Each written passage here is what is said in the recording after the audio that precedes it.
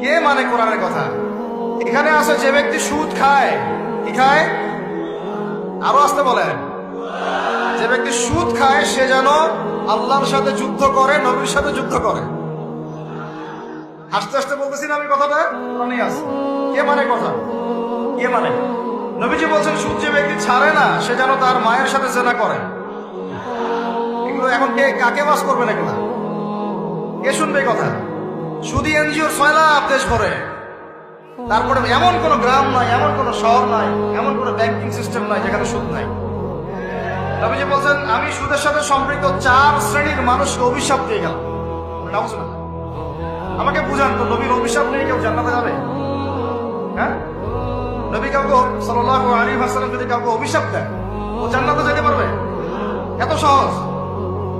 নবীজি বলছেন যে সুদ খায় আমি তাকে অভিশাপ দিলাম, যে সুদ দেয় আমি তাকে অভিশাপ দিচ্ছি।